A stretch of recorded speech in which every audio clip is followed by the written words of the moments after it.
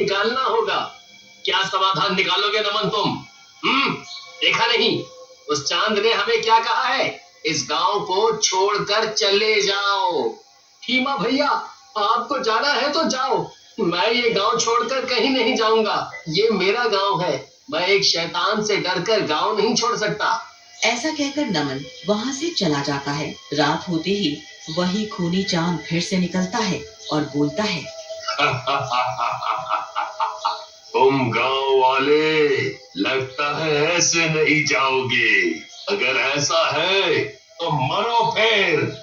ऐसा कहकर चांद फिर से वही खूनी बारिश करने लगता है। गांव वाले पूरी रात घरों में दुबक कर बैठे रहते हैं और सुबह जब सब बाहर निकलते हैं, गांव वाले अपने अपने जानवरों के पास जाते हैं, लेकिन बारिश की वजह से सारे जानवर मर चुके होते हैं। गांव वाले रोने लगते हैं और परेशान हो जाते हैं। नमन भैया, लगता है अपना इस गांव में इतना ही दाना पानी था, अब हमें ये गांव खाली कर देना चाहिए, नहीं तो अपने पालतू जानवरों के बाद अपना भी नंबर आ जाएगा।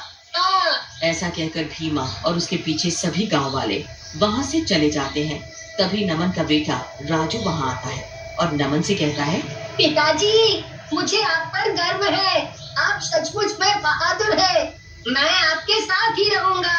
राजू की बात सुनकर नमन को हिम्मत आ जाती है और वो गांव से दूर एक जंगल में एक साधु बाबा के पास जाता है। साधु बाबा नमन को देखकर मुस्कुराने लगते हैं और बोलते हैं,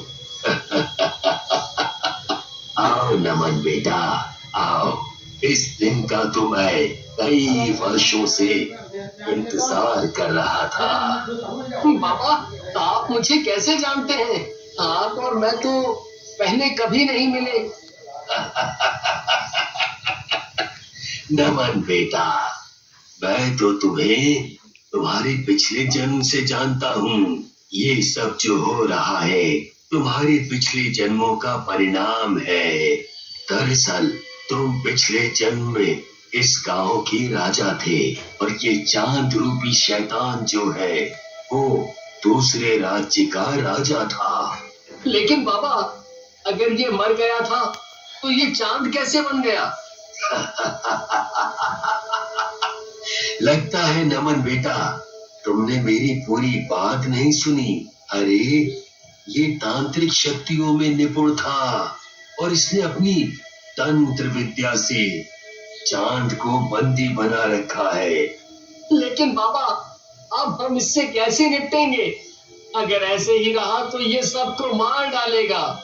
बेटा, उपाय तो है लेकिन बहुत कठिन है।